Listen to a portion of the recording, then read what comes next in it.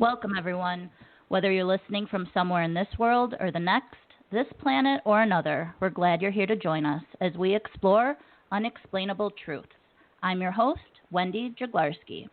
I'm really excited to welcome back best-selling author and abductee Terry Lovelace for part 2 of his interview with us.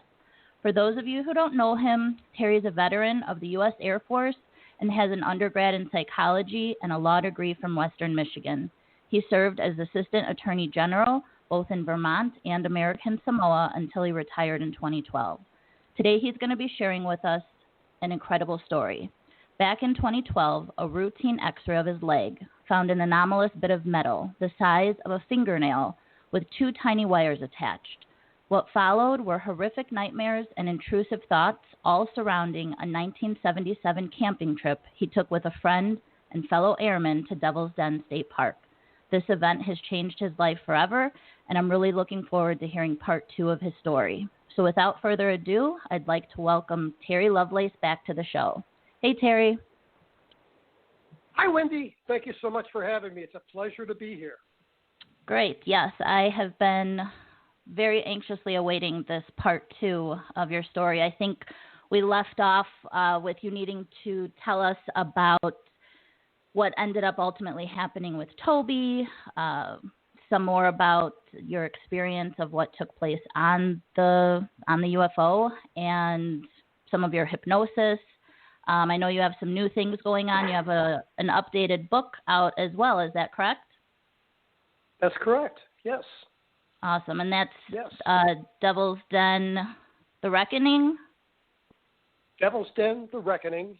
It's number 1 in new releases on Kindle, and awesome. It's been very well received, I'm happy to say. And, Congratulations I think it on answers that. a lot of questions.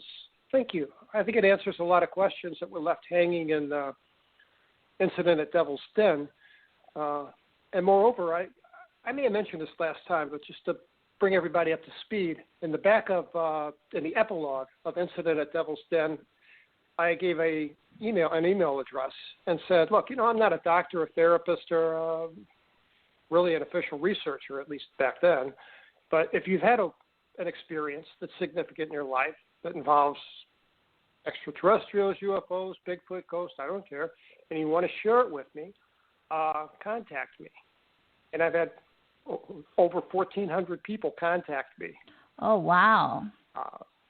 So I took there's a core group of about, not that I judged the veracity of anyone's story, but I took a core group of about 400 of those that were really absolutely incredible stories, and distilled them down to the very best 50, and then from that 50, I chose 30 that I vetted to the best of my ability. I spoke with the people, I kind of verified some facts that they gave me, and I ended up with 30 really cool stories, and those are included in The Reckoning.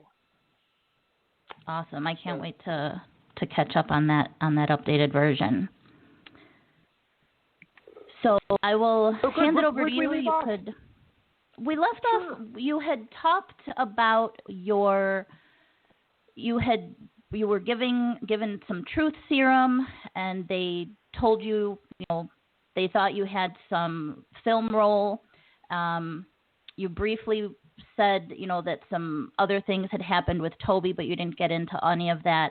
And then I had asked a couple questions about what took place while you were on the ship, and, we decided to save that for part 2.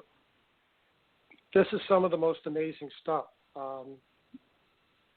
This is the stuff that's fresh in my mind because it's haunted my sleep for 40 years. What happened is, we went to bed somewhere around 10 p.m., and both of our watches, we had wind-up mechanical watches, had stopped at 2:40.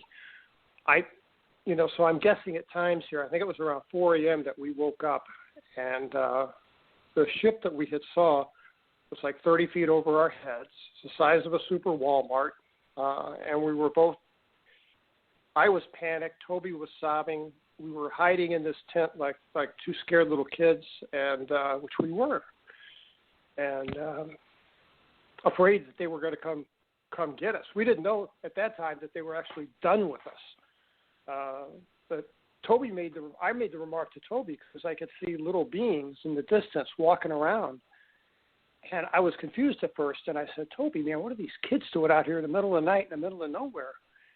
And that's when he said, Terry, man, those ain't no little kids. Look at them close. They're not human beings. They took us and they hurt us. And as soon as he said that, I snapped out of that weird, disinterest, apathetic kind of odd place that I think that comes from their influence. They have more influence on us than I think that we recognize or give them credit for. And at that moment, I had flashes of memory from being inside of this ship. But only a few.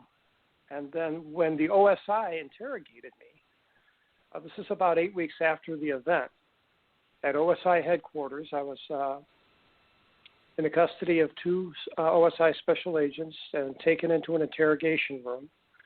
And there was a third party there, a major, big, tall, sandy-haired, barrel-chested guy with no name tag, but oak leaves on his collar. And he carried himself more like a priest or a therapist than a military officer. And he shook my hand and he said, Sergeant Lovelace, it's so nice to meet you. And I was like taken aback by that. And I shook his hand and I said, yes, sir, it's nice to meet you. And he pulls up a chair right next to me, invading my personal space. And he says, Terry, I understand you and Toby went on a little camping trip. My, that must have been exciting. And I said, it was. And he says, Terry, for purposes of today's little exercise, would you please call me Brad instead of Major Brownfield? That is my name. And I said, sure. Yes, sir. And he says, don't you mean yes, Brad? And I said, yes, Brad. And I thought, that's creepy, you know? Yeah. And then he follows up and says, for purposes of today's little exercise, may I just call you Terry, since that is your name? And I said, sure. And then we engaged in some little chit-chat back and forth. And he asked me about St. Louis and rattles off some landmarks. And I know he's trying to make me at ease. I mean, I can sense that. And I think that put me more, that did the opposite. That made me more uncomfortable because I could see the object of his exercise. And I think he shifted gears then and asked me this weird question. He says, Terry, do you trust me? And, you know, I won't say on the air what I wanted to tell him, but I did the civil and, you know, polite thing. And I said, yes, Brad, I trust you. And he said, good, that's very good. And then he said, well, we're going to hypnotize you today to help you focus on some of the things that happened to you while you were at Devil's Den, and you'll be able to see them clearly. And you won't be afraid. I'll be right here with you. And what you're seeing is not real. It's only images in your mind. Do you understand? And I said, yes, Brad, I understand. At this point, I'd been taking psychology classes at the evening division, the Extension University that was on campus. So, you know, I understood that I couldn't be hypnotized against my will. And I made the decision that I would resist the hypnosis as much as I could. I knew I couldn't resist the drug, but I could resist the hypnosis, and I did to the best of my ability. I tried to bifurcate my mind, and I decided I'm not going to give this guy my entire consciousness. I'm going to reserve part of it, and I did. I tried to answer his questions, and in the other half of my mind, I did multiplication tables. I listened to Beatle music. I went through the lyrics.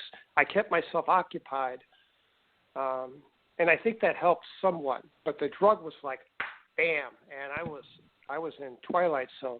The classification of the drug is called a hypnotic, and there's a very good reason for that. The name of the drug is sodium amytal, and it was very commonly, widely used by the OSI investigating this type of matter, anything involving a UFO.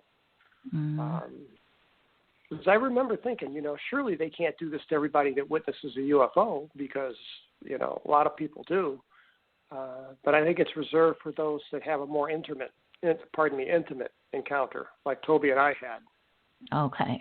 So he gave me the medication. He took me back on a hypnotic regression. Typical, Terry, we're going to walk down some stairs, relax your body, relax your mind. And he had this real smooth voice, like a radio announcer, and he took me through this progressive relaxation exercise. And what I tried to do was, covertly at least, I'm in this relaxed position in the chair, so if he said, relax your arms, I tried to covertly tense them while looking relaxed, which sounds contradictory, but if you try, I guess you can do it successfully. I think I did. So, but like I say, the drug took me to a different place.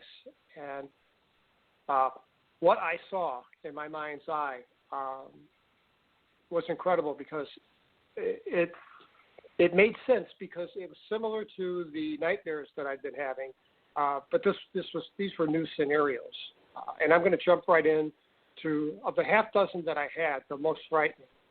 And the most frightening thing that I saw was this story, that Toby and I was standing inside of this ship. I don't know how I got there. I was asleep and then somehow transited to this ship. And I immediately opened my eyes, and I was in the ship. I could perceive that Toby was next to me, but I couldn't turn my head. Very much like Calvin Parker, all I could do was move my eyes. And my eyes are darting around, and I'm just trying to drink in my environment.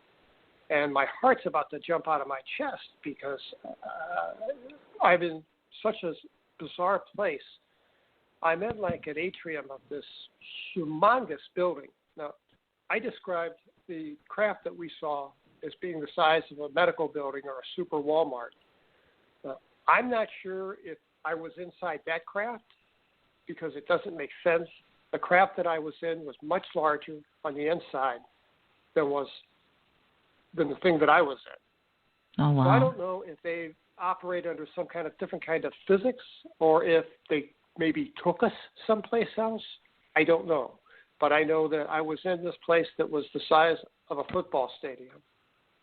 It was so big I could barely see figures at the far end of where we were standing, and I have no clue what was in back of me. But there was, where we were at, it was open up above, like a mezzanine. I mean, I could see walkways spiraling around the periphery, the walls of the building. And there were a set of huge garage-like doors on my left. And I saw 3 saucers parked. I mean, they were lined up like airplanes under a carrier deck. I saw everything inside was either like a porcelain white or stainless steel. The floor seemed grayish. And there was an incredible amount of light. I mean, it was like the light was so bright that it hurt your eyes. And sure enough, we ended up with what's called flash burns, the burns to the cornea of your eye that an arc welder would get if they didn't wear that hood over their head. Okay. And I saw the little gray guys, the ubiquitous grays, as they call them, which I think are robots. I don't think they're sentient like you and me. But really? they're running Okay. around all over the place. And I saw this guy to my left, and I'm straining my eyes to the left to look at him because he stands out. He's different. He's twice as tall as the Grays. He's maybe a little over 6 foot, just a tad taller than I am. His complexion is chalkish pink in color. He is not gray. He's humanoid in his features, except for his head and his fingers were. I only saw 4. Now, there may have been a 5th digit hidden behind, but I saw 4 prominent digits, and they were much longer than our fingers. And I saw, as far as his facial features go, he, like I said, he looked humanoid, but there was no cartilage for a nose. It was just two holes for nostrils. Same with his ears. There was no external ear, just a hole. And just a slit for a mouth, Never heard him speak, never saw him open his mouth. His eyes were black, like that, like gloss black paint. They were. I don't know if those were some kind of eye covering or if those were his actual eyes. I think they were his eyes, but that's an assumption on my part. I don't know. Very sparse hair on top of his head, and what he did was he was. Oh, I also saw he was close enough that I could see he was wearing a garment of some kind. He wore like a gray, like a pullover, like a knit, like almost like a sweater with a V-neck. I didn't see any kind of name tag or insignia of rank or any type of decorative, ornamental jewelry, anything of that sort. But he carried himself with authority. I mean, when he's walking around, you could tell this guy's, in charge. So I had my eyes strained as far to the left as I can, and just by happenstance, he turns his head toward me, and we locked eyes. And in that moment, I don't know how better else to tell you than he was in my head. I mean, I could sense this guy in my head, and he knew in an instant. Crazy. Oh, it was incredible. It was frightening. It was an invasion of privacy that was off the scale. I mean, in an instant, he knew me, he knew my family, he knew my childhood, he knew my secrets, he knew everything about me. And reflected back from those eyes, all I saw was raw intellect. And the best description I can give you is this, because it's so appropriate. When our kids were little, we had a dog. We had an English setter. And she would come over and put her head in my lap, and I'd pet her on top of the head, while I'm watching TV or something. And, and then she'd want some affection, and I'd rub her ears. And she'd look up at me with those huge brown eyes. And I could see in those eyes that love and trust. And I could also see that, she understood our respective roles. In other words, I was the alpha, and she knew that. We each knew our roles.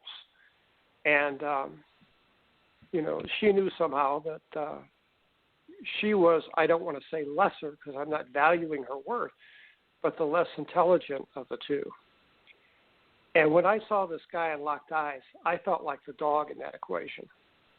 And that was so frightening, was the realization that here's this living sentient being that's 500 rungs above the evolutionary ladder than I am. And, I felt like I might as well be, something in a petri dish, that he was looking at. I felt that inadequate.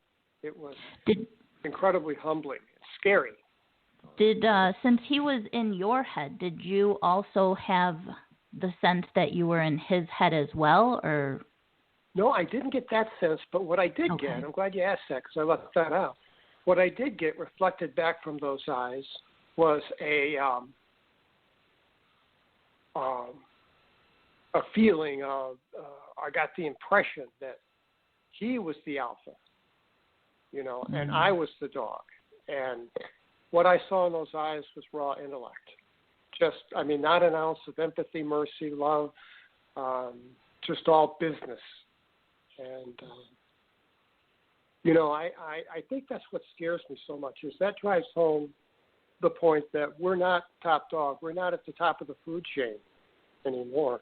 We are one of God knows how many out there in the universe. So nothing special about us, nothing superior about us. Right. And that's the part that haunts my sleep.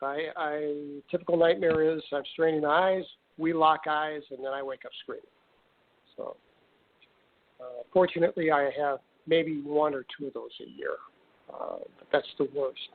The other memories that I have was that when I was standing there inside this ship, I was nude. They'd undressed us, which is why when I was in the tent, I discovered my shoes unlaced and my socks were on sideways.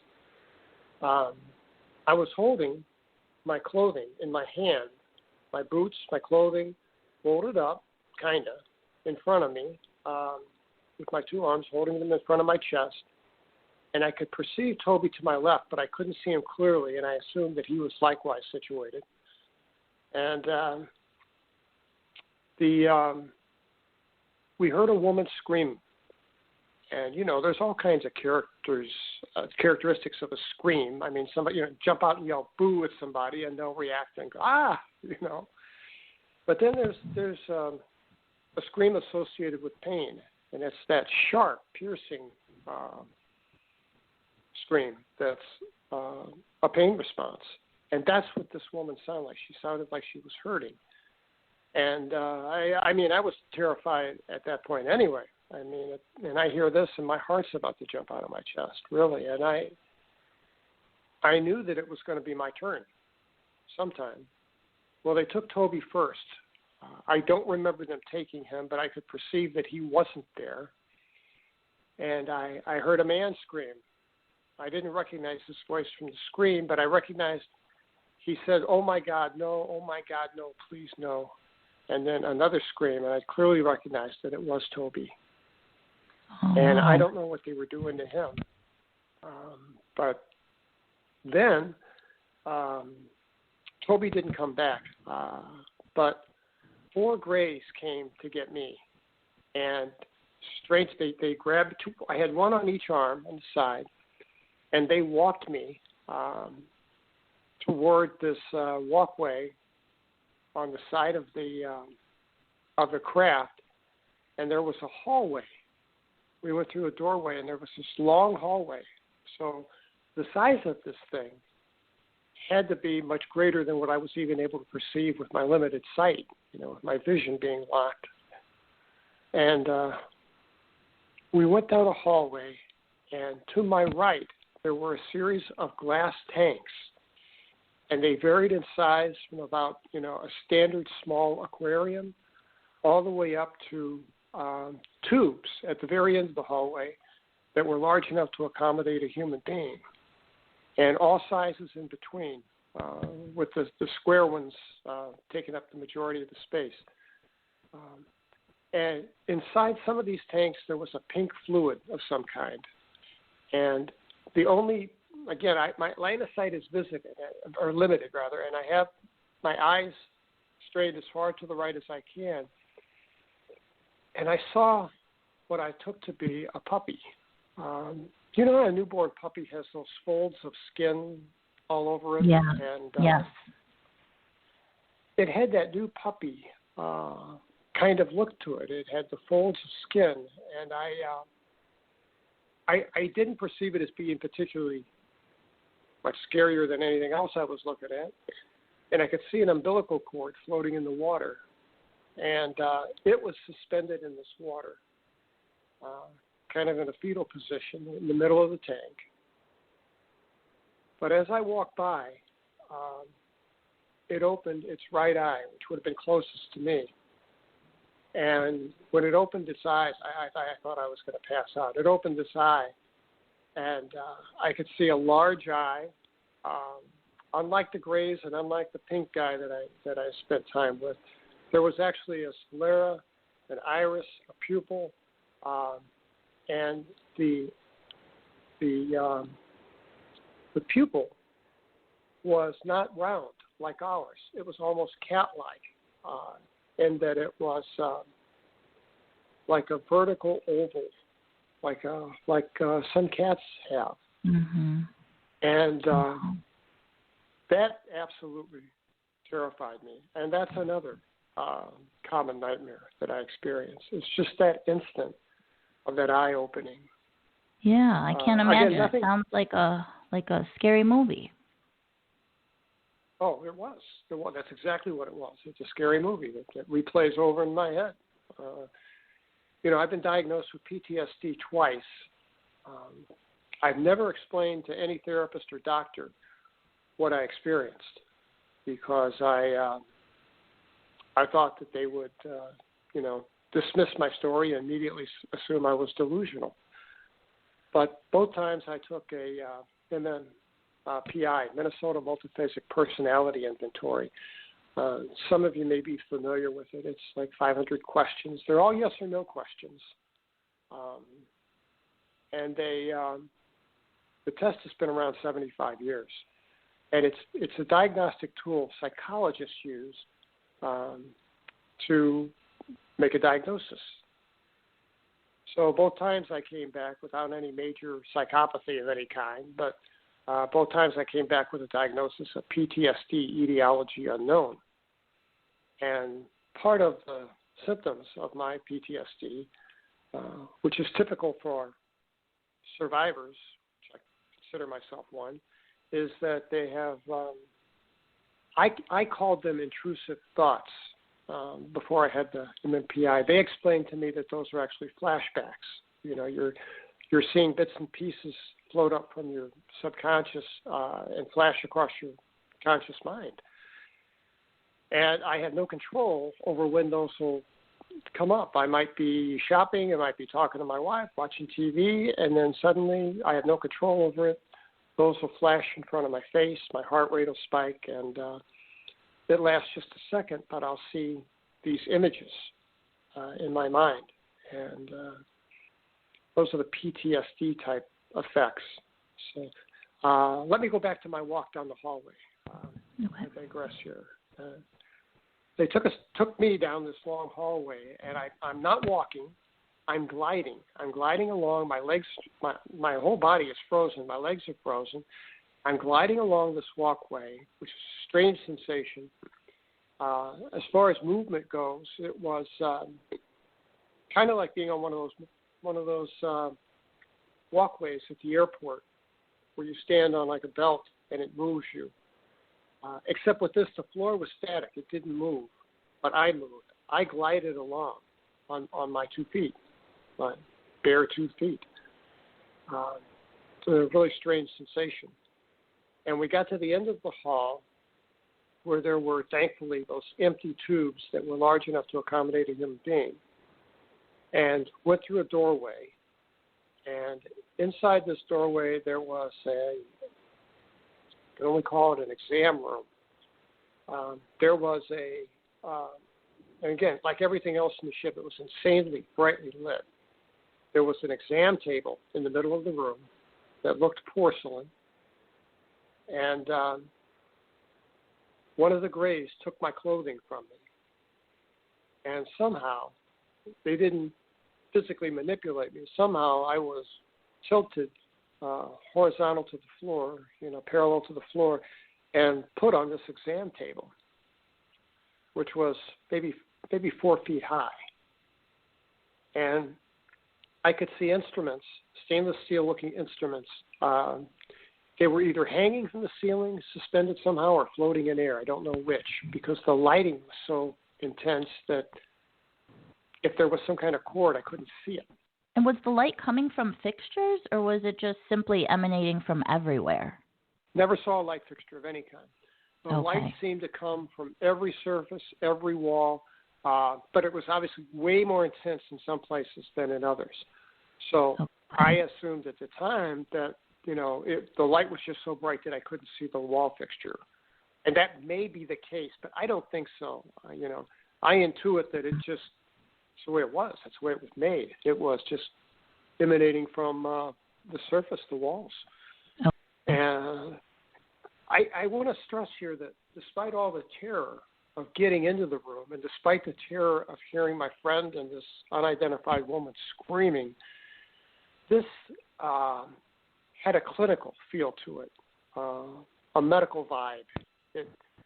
I didn't think that I was scared to death, but I didn't think I was going into an intentional torture session. I mean, I wasn't there for their amusement. I was there for their study. And there were an unknown number, maybe 6 of the Greys standing around assisting. And there was this. Now, you would think this would be the most frightening thing I saw, but it wasn't. There was an insectoid thing there. And I know you've heard of them. They look like praying mantis with a triangular-shaped head, and it was green, although not brilliant green, but it was green in color. And it had these very large, maybe 6-8 inches in diameter, eyes on either side of this triangular-shaped head. And it had insect-like mouth parts. And it never spoke, obviously. And what's crazy is every time I picture this guy, I see him or her in a white lab coat. Now that's silly because I know that this being wasn't wearing a white lab coat. I mean, I suspect that he wasn't wearing a white lab coat. I suspect that that's the image that he chose to project, he or she chose to project to me, to reinforce in my mind the thought, that this is a medical thing. This is not, we're not here to hurt you, at least, but he did, and I'll get to that in a second. I was very angry afterward for years, but my position has softened somewhat over the years, and I rarely, if ever, now have a nightmare about this guy. But I no longer have that anger because maybe that's just my way of processing and dealing with it. I don't know. But I really think that if I could sit down with this entity that I refer to as Dr. Bug, that if we could sit down and have a beer, have a cup of coffee or something, that he would tell me, hey, no hard feelings, just doing my job, man. The point is I don't feel malice anymore. Certainly not benign, but not as far as malice. So I watching him. Now I'm on this table. I remember being absolutely shocked that my bare body on this what looked like porcelain to me, the table didn't feel cold at all. It felt warm. And then I realized that it's warm because there've been a series of human bodies on this table before me. Probably, I'm sure. I don't think they warmed it for my comfort. And that was a frightening revelation. And while I'm laying there, I can't. All I can move is my eyes, so I don't have a clear view of what's going on at my feet. But they're doing something to my lower back, and it hurt a lot. I mean, I felt sharp sensation of like they had cut me. Now, I want to be clear. After this, never a scar, never any kind of trace that my back was messed with. But by age 40, I was diagnosed with degenerative spine disease. And, I have a lot of lower back issues. It's not debilitating, but the pain is there. It's an arthritic type pain. And I associate that with what they did to me that day. But again, I think it was collateral damage. I don't think it was intentionally inflicted. I think it was unintentional. Have you ever wondered, since they're so technologically advanced and they can easily abduct people and put them into trances and such, why don't they ever prevent it from hurting? Do you have an opinion on that? I wrestle. I can. I wrestle with that a lot. And, I have friends that are medical doctors, and I've discussed that with them. And I didn't know that. There's a class of medication in that hypnotic range that are called, like Versed is the name of the drug that they can give you, and Versed has a amnesic effect to it. So while you may not feel the physical pain, you go through the discomfort, I'll call it, of maybe having to realign a bone or do something to your physical body. That's frightening and not a pleasant situation. But as a side effect of the medication, you'll not remember it, so you'll have no memory of it. And my guess is that. And I think I even mentioned this in my book, is that I think that they believe that from an ethical standpoint, if you do something to someone and yet erase the memory of it, then is it okay? Does that make it ethical? If you hurt someone but you take away all memory of it, does that then somehow make it justifiable? And I say the answer is no, but I don't know. I don't know. I mean, I know that we anesthetize animals on the Serengeti Plain, with tranquilizer guns and the like. And I mean, we'll never know if the animal has after effects and maybe somehow conscious memory has been harmed or traumatized. Right. But I think that's the issue. I think that from their set of ethics, they see that as justifiable way to get down to business. So yeah. So I'm back on the table and I'm experiencing this pain, and it's excruciating, and I'm screaming. Now I can't open my mouth and scream like I would like to, but I know that I'm making noise, and I'm on my back, but I can feel my chest expanding, and I am screaming as loud as I can. But I can't hear anything. I can hear nothing. It's like somebody hit the mute button. And that confused me. And I'm thinking, how can this be?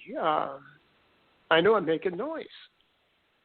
And at one point, this Dr. Bug turns its head toward me. Now, because it's 7 foot tall, even though I'm on my back, I have a pretty good view of him or her. And again, in this white lab coat. And they had really bizarre arms, insectoid-like arms, in that there were not only the digits on their hand, there were digits on the forearm. So this guy is manipulating multiple stainless steel objects while this is going on. And it turns its head in my direction and leans over so that I'm seeing what would have been his left eye looking directly in my eyes. And I heard him with crystal clarity in my head. And what's crazy is I heard him. He had no discernible dialect or accent of any kind. I just heard the information, but I heard it audibly in my head. And he said to me, "Why are you screaming? Stop screaming. You know we don't hurt you. You know we take you back. Now stop screaming." Wow. And he touched me on top of the head, and I was out. That was the final. That was the final interaction that I had while aboard the ship. Now that comment would seem to allude of them having done this to you before. Yes, I think that was a reassurance, and I also think that I got this vibe that I was frustrating him because I was screaming. That somehow my screaming was interrupting his ability to concentrate or something. Now, I've had a lot of people come back and say, "Oh, well, that doesn't make sense. These things have no emotions. How could you annoy him?" Well, I'll tell you, I can be pretty annoying if I put my mind to it. So, it makes sense to me. So, I discount that. I think no, I know for sure that I was on this guy's last nerve. And, but it's a good question why I know they have the technology to put me into a sleep or, I don't know. And I've wrestled with the question, was that intentional? Were they counting on me at some point, this filtering back into my conscious mind and being a memory? Of course, they didn't know I was going to be hypnotized, which is or given a drug, truth serum, whatever you want to call it. And I think that's what really brought these images and all this stuff to the surface. And, I think that's a very good thing. I think that there are a lot of people out there that had similar experiences, but they lack a memory. They can't, it's so suppressed with a screen memory or been wiped from their mind that there's no record of it. So all they have is this subconscious, vague anxiety. And I think that's truly unhealthy. And that may be of what had happened to my friend Toby, was that he had all the horror and stuff, but he couldn't tie it to an actual interaction with these things. And if you don't get it out of your subconscious and into your conscious memory where you can process it, I think that's the real danger, is that then it manifests in unhealthy ways, like it did for my friend, and I'll tell you his story in just a moment, but, manifest as, personality disorders, alcoholism, drug abuse, everyone has a way to cope with this. Sure. And I admit that I had my struggles immediately after this, and I state as much in my book that, immediately thereafter, when the nightmare started, about 30, 45 days after the event, that I had no desire to drink during the day, but the idea of going to sleep at night scared me to death, because at night we're unconscious and we have no control over our thoughts. And I was very afraid that these things would come back and visit me in my sleep. And they do on occasion. But for that reason, before bed I'd have a glass of wine, but then a glass of wine became 2, and then a glass of wine became 3. Unfortunately, I recognized, and as my wife pointed out, look, this is unhealthy, and, you're developing a tolerance to this. And I recognized that, and I stopped.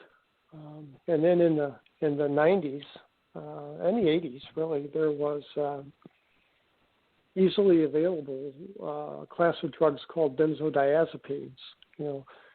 Valium, Klonopin. I could give you a dozen examples, but you guys know you guys get the idea. And those had a wonderful effect in that they would, put me at ease, relaxed, and allow me to sleep. But unfortunately, they're not benign. I mean, they're not, there's a price for everything. Your body develops a tolerance for the drug, and, then you have the compulsion to take 2 to get the same result. Mm-hmm. So I realized that's a slippery slope, too. I didn't want to be there. So finally, I settled on one 25-milligram capsule of diphenhydramine, Benadryl. It's an antihistamine. It's not a benzo, not an opiate. Just it makes you sleepy. It's a side effect. And I take 1 capsule of Benadryl at night. It's standard dose for allergies, and that helps me sleep. But nighttime is still frightening to me. I have to sleep with, it's a ritual. I have to sleep with the drapes drawn. The door has to be open. I usually always sleep with headphones. I have since the Walkman days back in the day. Now, of course, I use a shielded iPhone in the breast pocket of my T-shirt with earbuds, and I listen to, 432 hertz tones, meditative apps, those type of things. And it drowns out the ambient noises from the house that freak me out so bad. I have these PTSD-like symptoms. I may have mentioned last time that I can't cut across an open field and be out in the open. The idea of that makes me feel vulnerable. Yeah. So it's just part of it. Yeah, I can't imagine. But I can't say that it has. I've adapted. I've learned to cope. It hasn't, ruined my life in any way. Not at all. It's something you learn to live with. Lots of people out there have PTSD worse than I have, from combat, from trauma of all kinds, and it's just a human condition that we have to learn to live with. So that's the way I feel. And then after this session with Dr. Bug, he tapped me on the forehead, and I went out. And by the way, I've had other people tell me that they had a similar experience.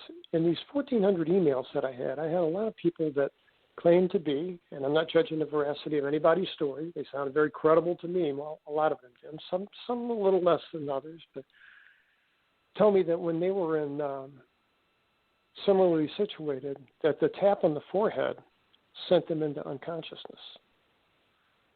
Now, I woke up near my car, but I'm not fully conscious. I'm kind of like in Twilight Land, and I remember having the thought, oh, well, somebody screwed up. They should have put us back in the tent.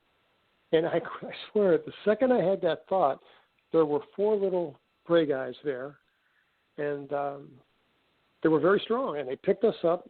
They dragged us to the tent and threw us in, and then I was unconscious again. And then I stayed unconscious until that light show that penetrated the canvas of the tent and woke me up. And that's a fuzzy memory, and I think that's a genuine memory. I don't think that's a false memory. You know, I was talking about these gray guys. I really, truly believe. I refer to them in my book as worker bees.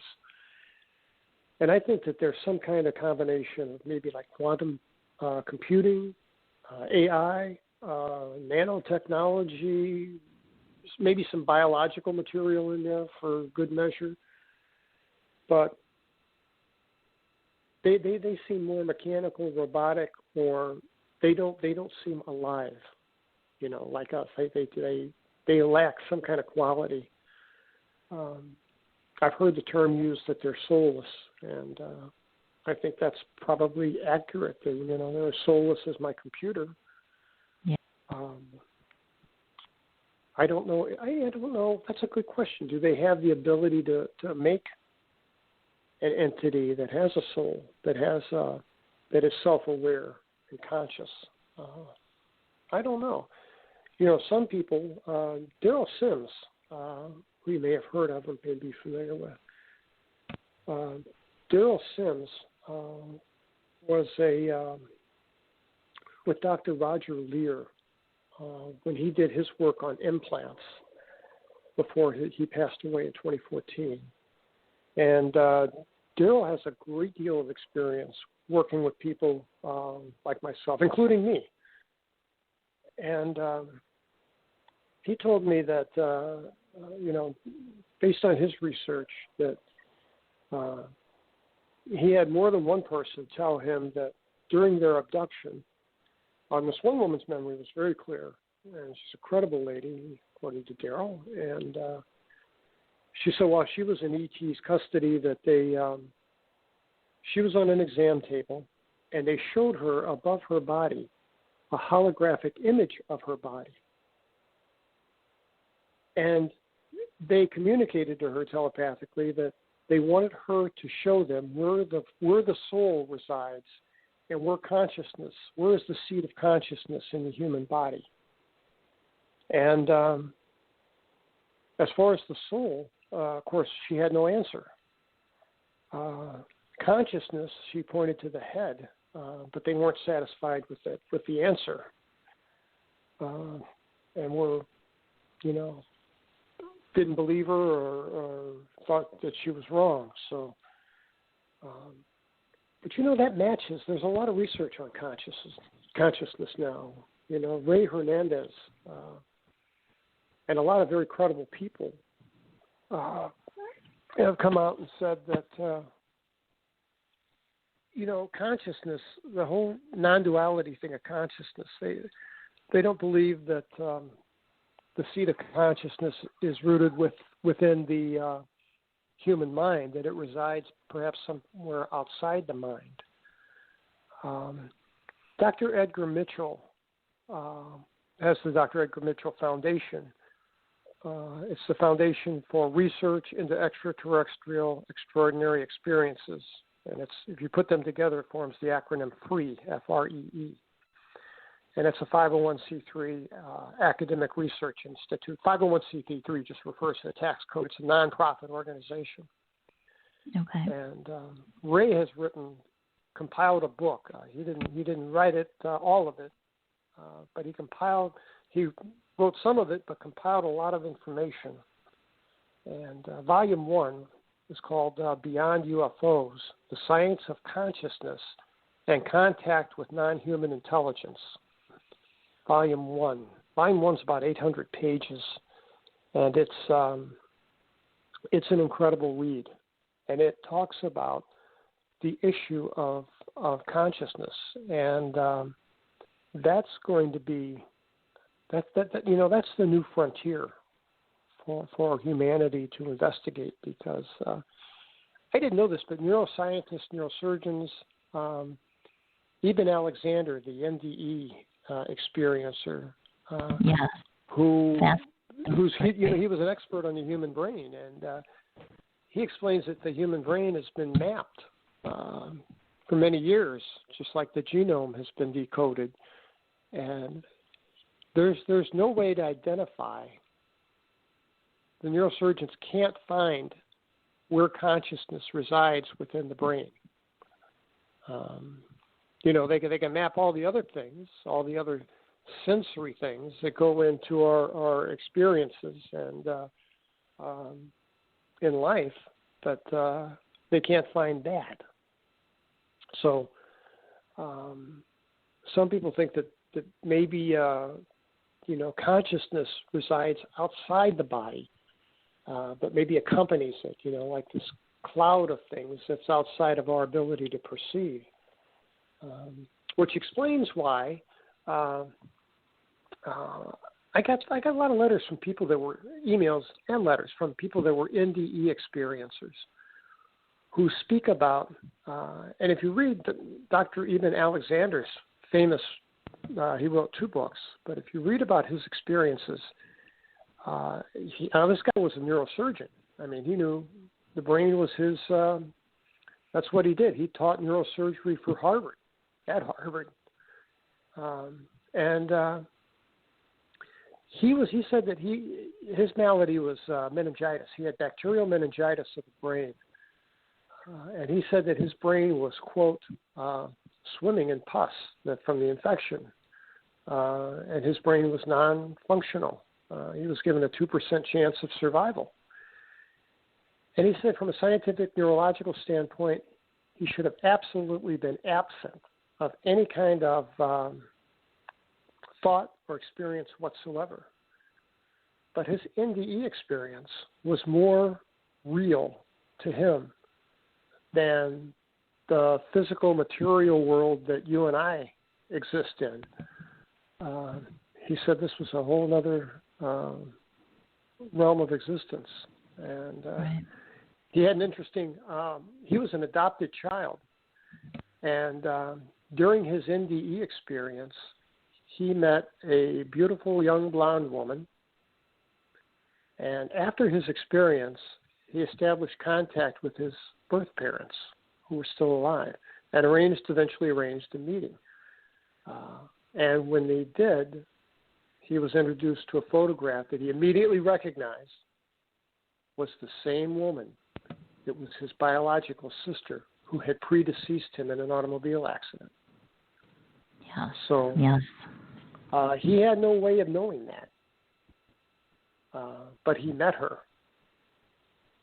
So, there's a lot more to consciousness and the world that we see. And, I think E.T. is way above us, and there are ways to manipulate. We're limited to Newtonian physics pretty much. I mean, quantum physics has only been around 120 years maybe. So this is a new world for us. And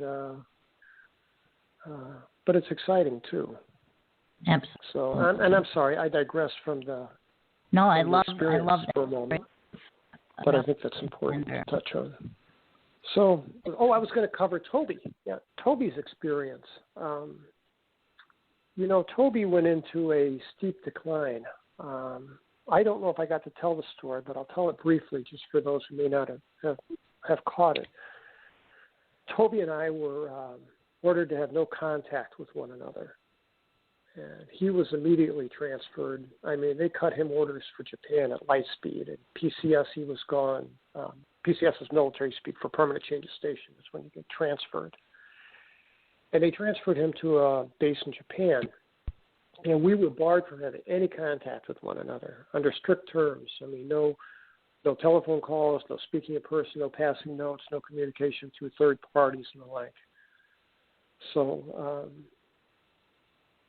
when we left Devil's Den, we were changed people. We genuinely were. I mean, I explained that I feel like we went there as two maybe late teenage kids. I was 22, Toby was 23. When we left there as adults. This is such a, June 11th, 1977 was such a huge milestone of a day in my life. I mean, it's on par with the birth of our children. I tend to measure my life in terms of pre-1977 and post-1977. Sorry, kids. Mm-hmm. But it was just a big event. But, right. As I said, E.T. has control over our emotions, our thoughts. And while Toby had been my very best friend in the world, I suddenly, after this event, I wanted nothing to do with him. And I'm sure that was influenced from E.T. It was a 6.5-hour drive from Devil's Den back to the air base. And on the way, we didn't talk. We were both in a lot of pain. But he spent most of the time curled up in a fetal position on the big bench seat of my old Chevy. And but we made a pact that we would not tell anyone that we saw a UFO. But I mean, we were ethical people even back then. I mean, I said, well, we can't lie. He's like, yeah, we can't tell a lie, but what we can do, we can just admit what happened to us and tell the truth and say, look, we were sick as dogs. We went to bed. We woke up sicker and came home because we left everything there at the campsite, our tent, his cooler, his backpack with his address in it to the air base, which is how they tracked us down, I'm sure. We were just glad to get out of there with our lives. But I was determined to tell him goodbye. I mean, I worked with this guy, and I felt like I owed him that. So we both lived in NCO family housing on the base. And on the way home from the grocery store, I asked my wife, stop by Toby's. I want to run in and just tell him goodbye. And she was like, no, Terry, don't mess with these OSI people. And I'm like, look, I'll be in there 4 minutes. I'll be out. No worries. So she wasn't crazy about the idea, but she stopped. And I ran up to Toby's front door, a door I'd walked through that threshold 100 times.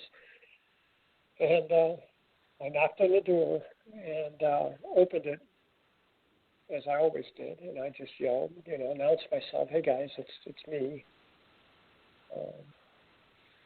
I knew they were home. There was a truck outside, and they were packing for their move.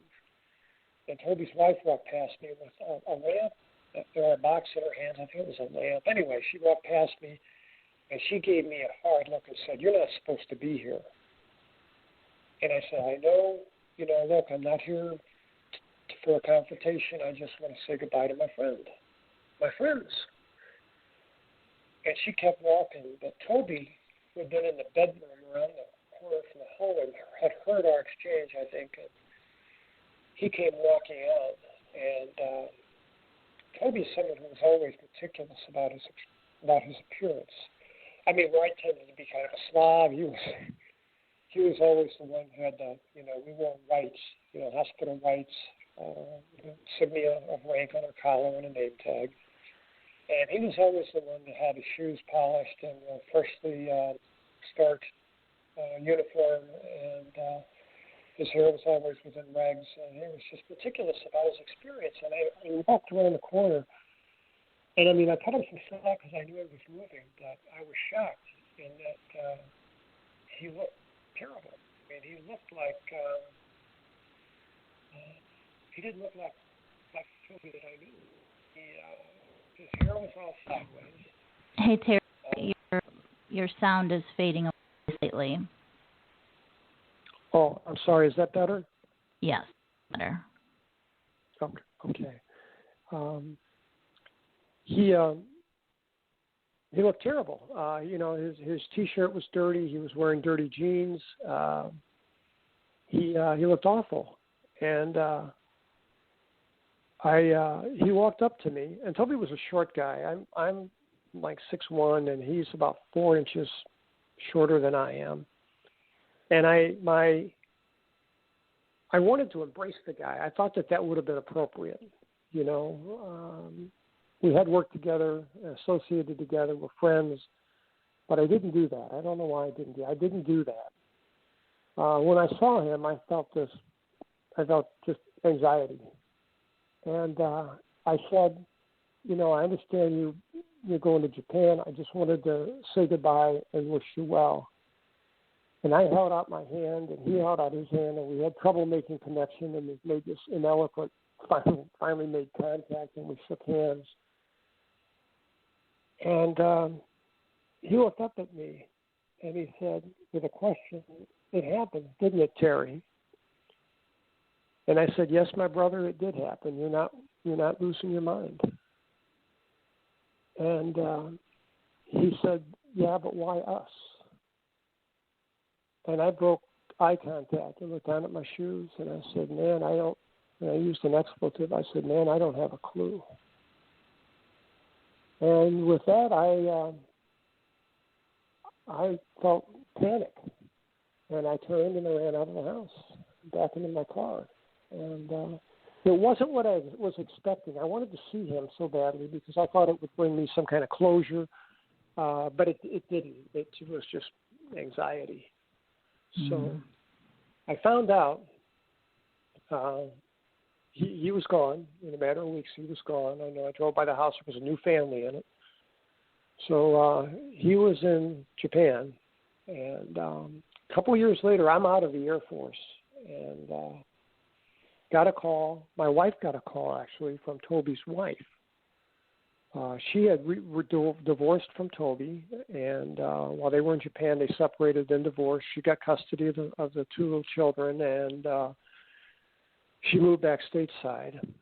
And she called my wife and said, "I'm remarried," because they were very close. And she said, "My new husband drives a semi, and we have a load that's going through Detroit on our way to Northeast, New York somewhere. I think Niagara. It doesn't matter." Anyway, she said, "Wonder if we could stop by and visit and have dinner and catch up." And my wife was like, "God, yes, we'd love to see you. You know, bring pictures of the kids and let's talk about old times." So she did, and this was my opportunity to learn about what happened to Toby. And she told me that Toby ran into a quick demise. He just went downhill, spiraled downhill. With alcohol problems. And, you know, like me, he wasn't a daytime drinker or a social drinker. He was a solo drinker at night because he claimed that he could not sleep. But his choice of sedation was vodka. And you know, he had never been a drinker, never. But, you know, he picked up the habit quickly after this. I had tried to contact Toby some years later. I separated from the military in 1979, finished my degree and went to law school. And when I was practicing law as a young lawyer, I was working for a firm, and we had a case that involved the FBI. And I got to know an FBI agent pretty well. Now, I got some hate mail about this because I'm disparaging an FBI agent, and I don't want to do that. I mean, I'm a former prosecutor. I worked closely with law enforcement. I respect law enforcement. Every FBI special agent I've ever known has been a stand-up person, so I certainly don't mean to tar everyone with the same brush, but in the interest of the truth, I need to tell this story. So calling Frank, I contacted my friend Frank. We were in kind of the habit of maybe every other weekend or so, Friday night after work, we'd meet at local bar and have a couple drinks and, you know, kind of discuss the week and, you know, just talk about stuff. And I decided because I tried to contact Toby. I had a phone number for his dad in Flint, Michigan. And I called him probably 1982, and his dad answered the phone. I could tell it was an elderly gentleman, and he knew who I was. And I said, yeah, I'm just trying to reach my old friend. And he said, well, Toby doesn't actually stay here, but I see him a lot. And I can't, say for sure, but I got the vibe maybe that he was homeless, just from the sad tone in Dad's voice. But he was very kind, and I said, if I leave my number, would you have Toby call me, please? And he said, yes, I will. So he took my number, and I never heard from him, which was disappointing. So it was around the Christmas season, a couple years later, and I asked my FBI friend, I said, hey, can you help me find a guy I was in the military with? And he said, sure, as long as he's not a fugitive. Now, that doesn't sound funny on his face, but that's dry FBI humor, because that's what they do, is they find fugitives, So I had to laugh just so he'd know that it didn't go over my head. But he said, yeah, sure, he says, now understand, this is a favor between friends. I can't open an investigation or do anything like that. But he says, if you write down for me everything you can think about the guy, if you got photographs, where he lived, where he went to school, anything, any facts, all the facts that you know about the guy, put them on a piece of paper for me, and I'll give it a shot. He said, I can't promise you anything, but I promise I'll do my best. And I said, oh, man, that's awesome. Thank you so much. So I did that, and I put it in a sealed envelope, dropped it off at his office. And a week later, he called me up, and maybe in 2 weeks, he said, yeah, I got some info on your buddy. You want to meet me Friday, and we'll go over it. And I'm like, God, yes, that's great. Thank you so much. So I met him at the bar. I was there. I got there before he did, and he was late. And he came in, and I could tell when he walked in the door, he had this somber look on his face. And he came over, and he ordered a beer, and we're sitting there chatting. And I said, so you got some info on Toby for me? He said, I do. And he said, I've got some bad news for you. And he says, but Terry, you got to understand that these things happen. You and I both know, that the reality is that all of us have an expiration date, and we don't know what that is. And I said, what do you mean? And he said, well, your friend was killed. Your friend was killed in an automobile accident. Mm-hmm. And I said, oh, my God, when? And he gave me a date. I don't remember the date. I don't remember the date off the top of my head. But it was a couple years prior to our conversation, and he explained that it was, and I said, how? He's a young man. How can he be dead? And he said it was a hit-and-run accident, a head-on accident on a ramp off of I-94 going out of Flint. So I'm obviously just dumbfounded, and he says, Terry, look, I am so sorry for your friend, but you and I both know, we never know the date that we're going to check out. And he said, I hope this helps you, and hopes you can help you process this. And I thanked him, and had another beer, and decided that, what, I'm going to have to live with this, because this is a reality. Well, in 2017, when I'm writing Incident at Devil's Den, I decided to research it and maybe find out where he's buried, and I thought maybe I could, visit his gravesite maybe. So I got on the internet, which I didn't have available in 1982. I got on the internet and did some research and found out the date of his death was September 4th, 2007. So I'm left with the conclusion this guy lied to me. I mean, I don't know why he lied to me. And again, my apologies to law enforcement. I don't mean to disparage anyone. But that's the conclusion I reached. Is that, wow. And I think that somewhere, within government circles, there's a file, maybe with the OSI, because I told him about our intervention. I told him we had some intervention with the OSI who was investigating both of us. And I didn't tell him about the UFO. I told him that we were being investigated for criminal trespass. which was partly true because years later I would find out that piece of high ground, that plateau that we went to, was actually owned by the federal government and managed by the Bureau of Land Management. And it had been carved out of Devil's Den State Park and deeded to the federal government. So that's why that chain across the road it really was restricted federal land.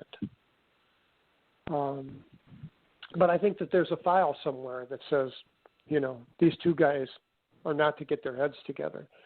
Because, if two people were to come out with a shared story, it would be much more credible. Right. It's terrible. Well, you know what? It is terrible, but you know what? It's not unusual. In all these emails I got emails from so many people who told me that they had a shared event, and then afterward they drifted away. Friendships dissolved. If, let's say, 4 members of a family have an event and they see something, the family may stay together, but no one will ever talk about it. It's off the table. And 20 years later, somebody brings it up at Thanksgiving dinner. It's a very awkward moment for everybody. And, if there's a great book by Ray Fowler called The Alabash Abductions, I believe is the name of the title of it. It's a great book. I read it. And it details 4 people who were in Allagash. Off the Allagash River, there's a lake. And these 4 guys were best of friends. It was Jack and James Weiner, who were twins, and you know how close twins are. And then there was a guy named Rack, R-A-K was his last name, and a guy named, I forget his last name, Foltz, F-O-L-T-Z. So the 4 of them, who were just tight, like good friends, went on this fishing trip. And I'll be real brief, but for those who don't know the story, they had planned to fish at night.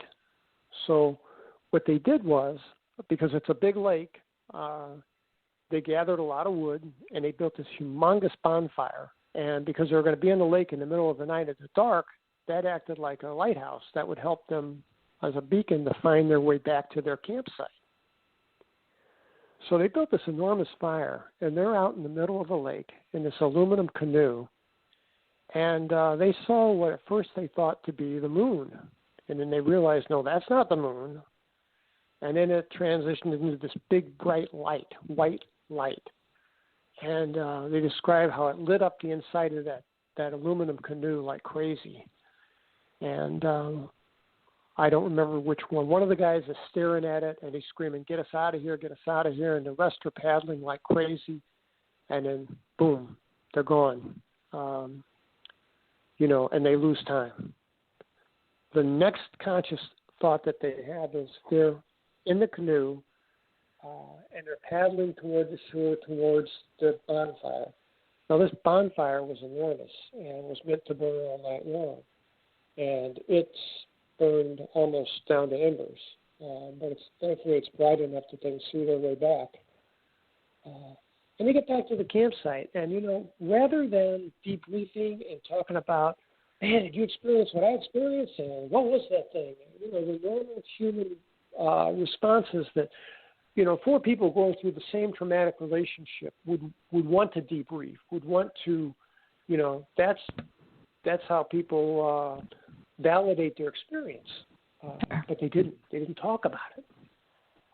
They went in their tents and went to bed and got up the next morning, packed and went home, and never spoke about it again. Until a few years later, when I think it was Jim Weiner started having these horrific nightmares that really, like mine, became, hard to live with. And he contacted his twin and he said, man, I'm having these weird nightmares. And to his surprise, he said, man, so am I. And they started swapping nightmares. They were sharing the exact same nightmares.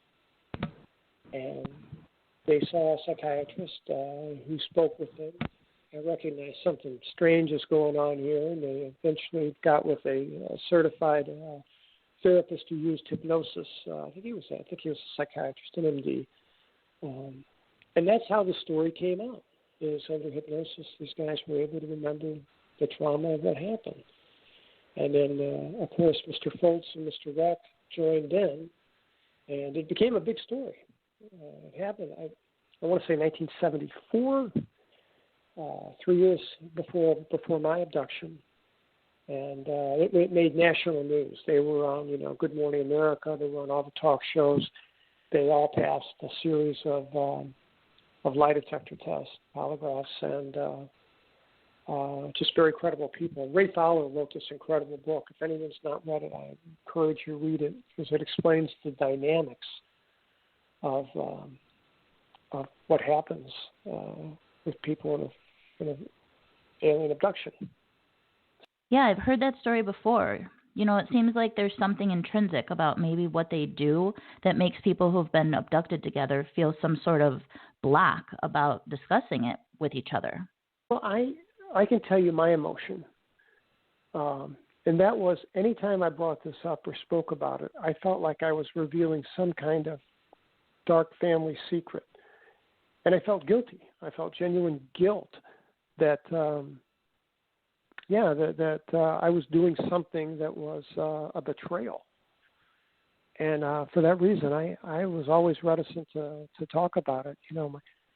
My wife and I spoke about it, but, we've been married 47 years. And, we have 2 adult children, 40 and 36. And we never shared this with our kids. I mean, all they knew is that, Dad would have screaming nightmares once or twice a year, but we never shared the story with them, because we didn't feel like they needed to have to put up with that anxiety. Mm-hmm. And when I published the, go ahead. When you're having this feeling of betrayal, who do you feel you're betraying? I don't feel, I can't identify who. It's not like I'm betraying a person, but I'm betraying the incident or something. I don't know, but it's not tied to a person, a being, an ET. It's just the emotion of guilt. So. That also makes me believe that this is non-human influence in my life. Sure. Because I can't say who. If I could identify who, if in my mind's eye I know, well, I'm betraying, instructions from Dr. Bug, let's say, just for example's sake, then I could work through that and maybe process it but I can't. But I will say this, that it was very difficult for me to write this book because of dealing with that guilt. And that's like the whole last chapter of Incident at Devil's Den I wanted to exclude from the book. My editor said, no, you got to leave it because it ties everything together. And it does. He's right. But that was the most difficult part for me to write. And after writing it, I felt better. And then I started going to conferences and started speaking, and that was very therapeutic for me to get in front of 100 people and tell my story candidly. And and then afterward, a line of people formed, and people would tell me, gosh, boy, that rings a bell. You know what? I think I may have had an experience myself. Except I had this one kid, college kid. I won't mention what university because he had a sweatshirt on, but he stood in line patiently for 20 minutes to speak with me, and we shook hands, and he said, God, I really enjoyed your talk today. I said, thank you very much. I appreciate that. And he says, what I want to know is, how can I get them to take me? And I'm like, what? And he said, no, I'd like to have this experience. Son, have you not been listening to what I've been saying for the past hour and 45 minutes? You want to experience that, really? And he said, yeah, I can't wait. Yeah, I've heard the same thing many times over the years. It might sound like a wonderful, phenomenal experience for people to have, but many times the after effects especially are not. And people just don't understand what they're wishing for. That's right.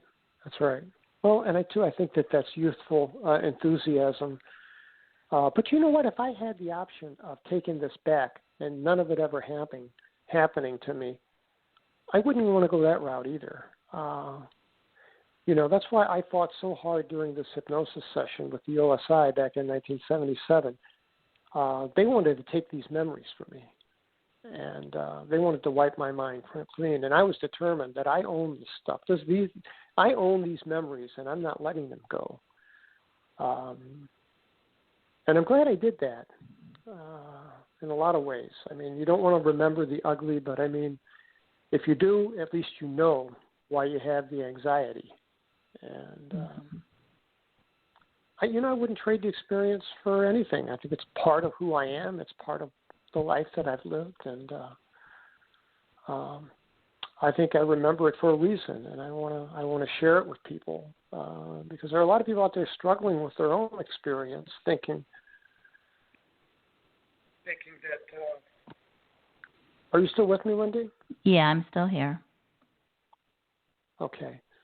There are a lot of people out there that have had an experience, and they don't know what happened to them. All they know is that they suffered a trauma. So that's my point. Yeah. We have a few minutes here before we end. Is there anything else that you would like to share?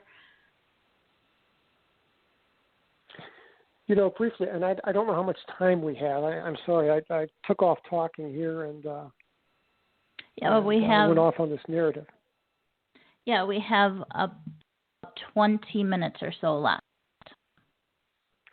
Good. I would like to touch on one of the stories that these people shared to me. With me, I said that in Devil's Den: The Reckoning, in my second book, I shared 30 of these stories that I received from people, and I'll just share the one. I got a email from a 76-year-old woman from Henderson, Nevada. I got an email from her. She said that she was in 1968. She was living in Las Vegas, Nevada, and was married to a nephrologist, a kidney doctor who worked for the hospital there in Las Vegas. And she had relatives in Reno. And once a month, they would make, because her husband was an MD, he worked 60, 70 hours a week. But they arranged to have a long weekend once a month where the two of them could get together, make the trip to Reno, and have a nice weekend together and talk and catch up and compensate for the lost time during the rest of the month. So, and they made this trip. They would stop at about the halfway point. I think she said it's a 240-mile trip, and they would stop at this little town, Tonopah, which marks about the halfway point. And they would eat at this, eat and get gas at this little like truck stop restaurant place called the Stagecoach, which she says is still there. And then continue their trip. Like I say, this is 1968, so it's all different now. There's, I think it's 95. There's new highway, new roadway, and it's of course much built up. But on this March 1968 trip, they normally made in the afternoon into the early evening to avoid rush hour traffic. But this night in particular for their trip, he got stuck at the hospital till 6 p.m., so they got a late start. So when they reached their halfway point in Tonopah, it was dark, and they were tired, and they pulled in, they got gas, and they had a nice meal. They didn't have anything to drink, no alcohol, and I wanted to speak with this woman. She was very articulate in her emails, but I wanted to have, and she emailed me and said, "Look, I'm not real comfortable on the internet." She said, "Could we just do this with a phone call?" I'm like, "Oh my God, yes." I was going to ask you anyway. So we had an hour and a half long telephone conversation, and I I wanted to kind of judge her cognitive ability. Not that I'm, qualified to do that, but Sure. she didn't seem demented or suffering the effects of age. She seemed rock solid to me. She was articulate, unequivocal, and told her story, and she just kind of, pardon the word, she just kind of puked the story out like it had been bottled up and she needed to get it out of her system. And she told me her husband passed away in 1983, and she said, I haven't shared this story with anyone. You're the first person. And I told her I was grateful for that. So she's rock solid, and she tells me that she and her husband left Tonopah after they got their gas, and they headed toward Reno. 10 miles outside of Reno, they saw what was a Christmas store. And she said that, in 1968 she was shocked. She'd never seen a store devoted solely to the holiday before. And she said it was a small building that sat back from the road. Now, she remembers it as being a brick structure. Her husband remembers it as being wooden, made out of like barnwood, rustic barnwood. So their memory differs on those two details. But with everything else, they were pretty much spot on. And she said that the place was just like the craft that I was on in 1977, was insanely lit. She said there was light pouring out of the windows, front, a bunch of pane windows that ran across the front of the store, and there was a porch there. And she said that the place was wrapped with Christmas lights of all varieties, twinkling, non-twinkling, multiple colors. And they both agreed that in green there was the word Christmas spelled out in neon light above the store. And they were both dumbfounded because they'd made this trip 4 weeks prior, and this place wasn't there. They were sure. And because it was out of town and it was in the middle of nowhere, and it looked like it was open. And she asked her husband, pull over. And her husband wasn't already with it. He was pulling over. He pulled over to the shoulder of the road directly in front of this place. And they just sat there mesmerized. And they're looking at this thing. And she said there were a few seconds where she felt like she was kind of like zoned out or out of it. But it only lasted a few seconds. Because I was curious, did you have missing time? And I remember on the phone she laughed and said, well, how would one know? And well, good point. I don't know the answer. She doesn't think so, but she doesn't know. But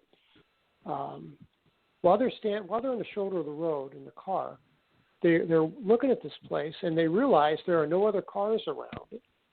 Then they realize there's no parking lot. It's just sand and sagebrush in front of this place. And she noticed that there's no entryway. There was no driveway, no way to enter the place. And she asked her husband, this is the only conversation she recalls. She asked her husband, she said, Paul, why would they build a store here but not build it without an egress? That doesn't make any sense, does it? And he said no. And while they're looking at this place, they can see motion inside the building. They see shadows moving in the light. You never could see anyone make out the silhouette of an image of a person, but they could see some kind of motion going on. So they watched this for what she thought was maybe 10 minutes, and then they lost interest. And they got back on the highway, went on their way, and drove to Reno. What was unusual, she said, was even though it was later than usual, this was usually precious time for them to get caught up and share a conversation about, how's your life going, because they had so little time together. And she slept. She said it's the first and only time that she ever slept on any leg of the trip. And her husband woke her up as they hit Reno city limits. And they were both out of it. They both felt,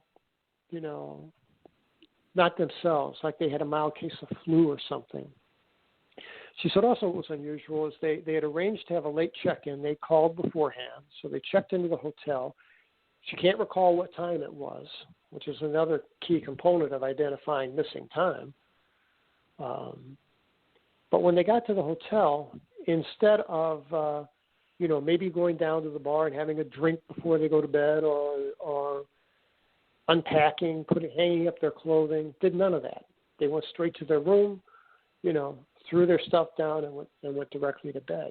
And they slept. And they slept 12 hours. They slept. Matter of fact, they slept until their friends woke them up with a telephone call.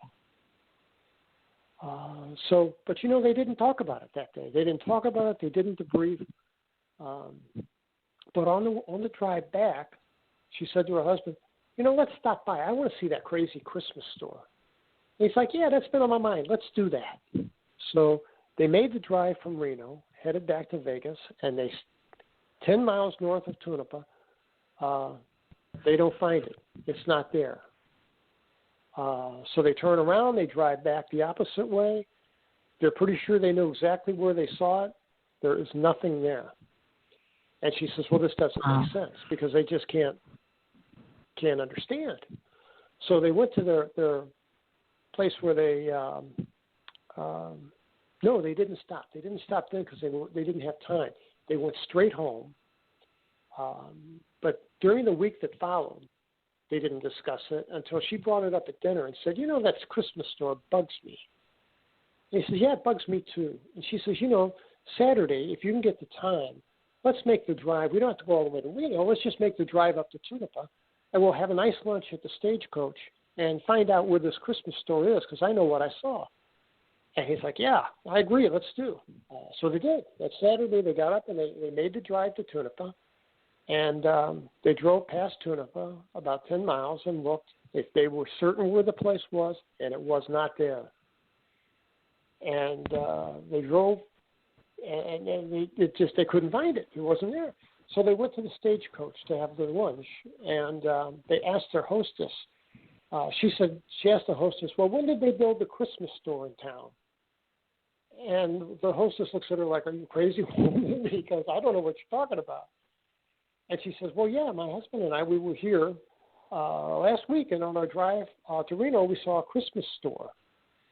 And she says, I don't know anything about that. But she said the president of Tonopah's Chamber of Commerce happens to own the Stagecoach, and he's here today. And she called him Mr. Yang, and she said, I'll have Mr. Yang come over and talk to you, because if there's any new business in Tonopah, he's going to know about it. So Mr. Yang comes over to their table and is very courteous and says, may I join you? And they said, sure, of course, please do. So they told him their story. And he looked at them, with this concerned look and said, we haven't had a new commercial business in town or anywhere near us since the florist opened 8 months ago. And he said, I'm sorry, but I don't know of any store or anything that would match that description. And he said, I don't know what to say. I'm not calling it liars, of course, but I can just tell you that I'm unaware of anything like that. And they found that to be very disturbing. She said that that she had nightmares about the store, and they weren't frightening nightmares, but what they were is they were dreams of being back on the road, on the side of the road, and witnessing this place. And just something about seeing it they found very disturbing. And she had those for years and still has them. She said her husband would have them too, but refused to talk about them. And, she brought the subject up a couple times. And her husband, Paul, said, look, we got bigger things to worry about. And did not talk about it. It's amazing. That's mind-boggling. How do you explain away two people seeing a store both at the same time in the middle of nowhere that doesn't exist? I thought it was an amazing story. And I mean, 76-year-old people, why would a 76-year-old person make up a fairy tale? It doesn't make sense to me. And I asked her as much. I said, you sound truthful to me, but people are going to ask me, how do I know you're telling me the truth? And she says, well, I can't prove to you that I'm telling the truth. I have no way of doing that. But she said, I promise you, I wouldn't lie to you. She says, the only other witness to this event was my husband, Paul, and he's not here anymore. And she says, in my core, in my soul, I know that this is important to share with people, that people need to hear this.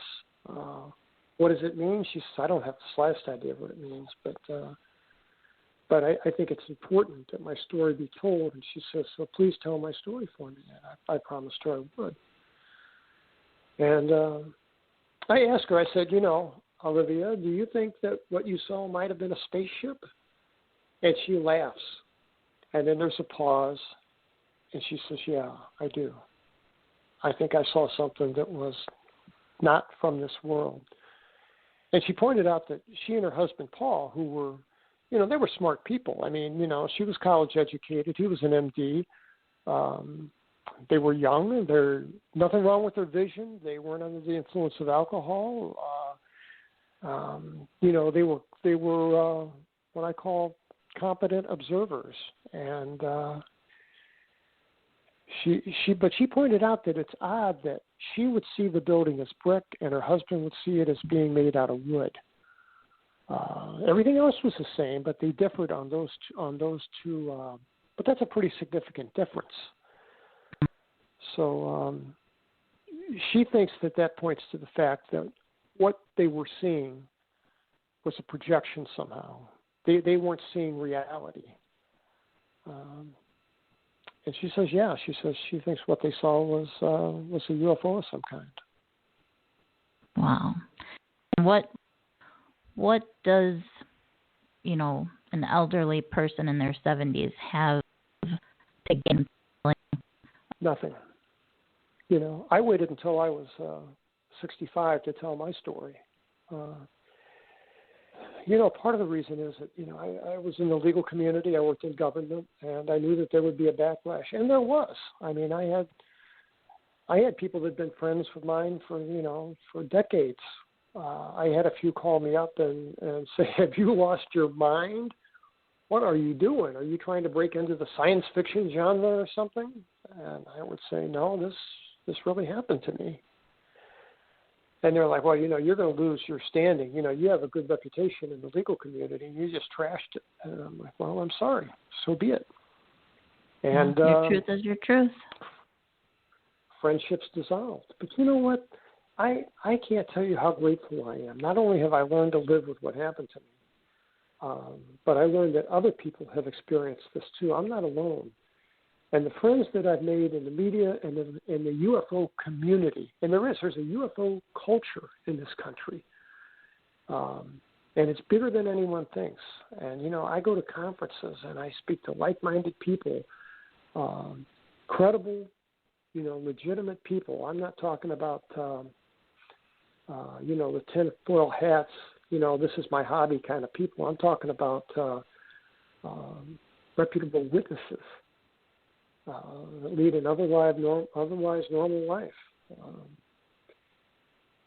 And I've made all those friendships. I go to the conferences, I hear the applause, I get the handshakes, I get the hugs, and I get to talk to these people. And it's a privilege to me to be a member of that community and be able to come forth and tell other people's stories now. I mean, I kind of inadvertently turned into a UFO researcher. That was never my intention.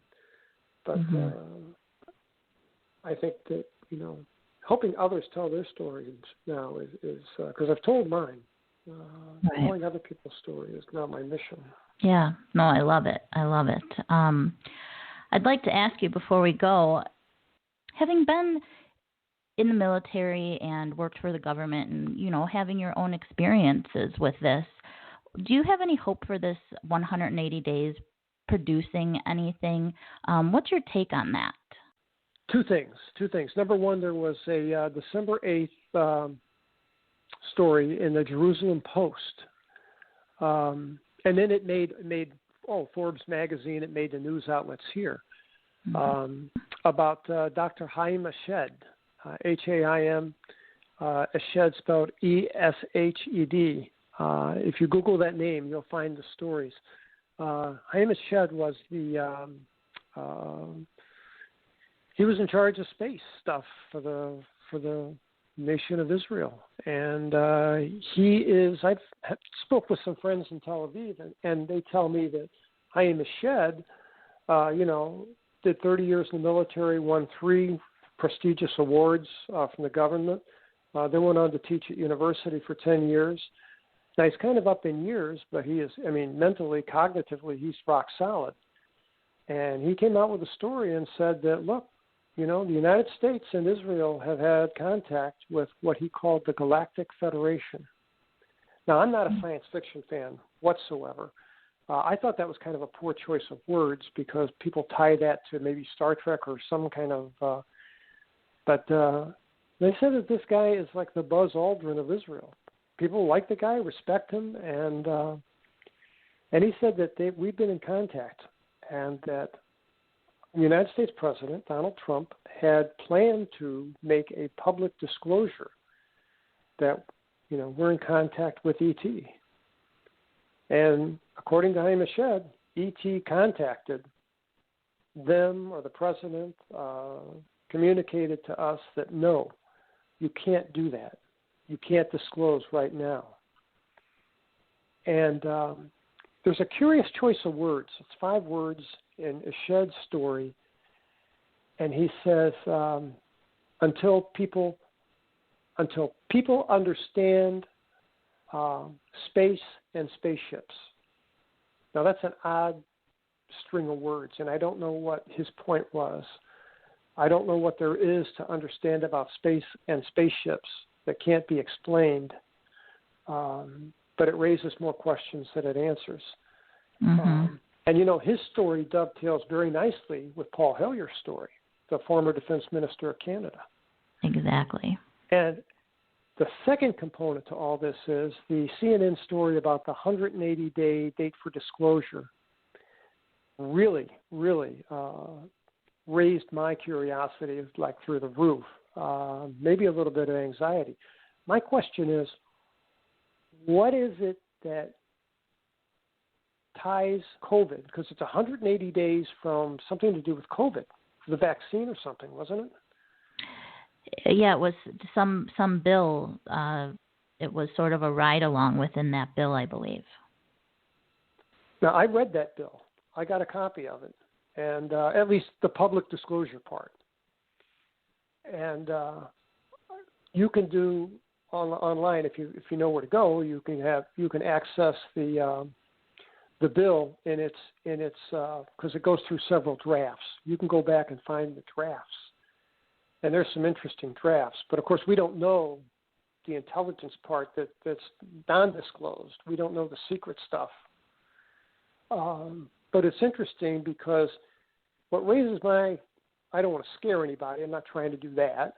But what is the nexus? What ties COVID-19 to a date of disclosure? And why? Why on earth would a 180-day delay be necessary to before that they'll tell us the truth? Why do we have to go 180 days? Mm-hmm. That just raises all kinds of flags in my mind, meaning that I assume that they're waiting for some event to happen over the passage of time that will make this crystal clear to people that it's reality whenever it is finally disclosed. So yeah. I just hope that that's all good news. Yes. I know. The more we find out, the more questions it brings up, as everything in this field. I agree. Lots of questions. Thank you so much, Terry. It's been amazing speaking to you again. Before we head out, we want to give the names of your books and any social media or sites that you have to where our guests can follow up on you. Oh, sure. Thank you, Wendy. My books are Incident at Devil's Den and Devil's Den: The Reckoning, which the Kindle version is #1 in new releases. so I'm very happy for that status this morning. They're both on Amazon only, and in Kindle version and in print. Print has the photographs in it. I have an audiobook also for Incident at Devil's Den. It's about 8 hours long. I did it in my own voice. I don't have the greatest. I'm not a voice artist, but I wanted to tell the story in my own words, and so I made an audiobook for that. I have a website that has some interesting images, including a drawing of the craft that we saw, and some photographs of my X-rays where they found the things in my leg, and that's at terrylovelace.com. I also have Facebook pages under Terry Lovelace, but there are more Terry Lovelaces than I thought. But I also have a Facebook page at Incident at Devil's Den. And you can join me there, or if you want to email me, if you've got a question, I return all my emails. And you can, my personal email is fine, terrylovelace@yahoo.com. And I'm happy to answer any questions you have. So please do. Thank you so much, Terry. It's been an honor speaking with you. And maybe at the end of this 180 days, we'll catch up and see what that brings to the table. Oh, God, let's do, because I think we're going to have plenty to talk about. Yes. Well, thank you, everyone, for listening. And be sure to keep up with the show at unexplainabletruths.com, where you can listen to all episodes and get links to the podcast apps and social media that we're on. Until next time, everyone, take care.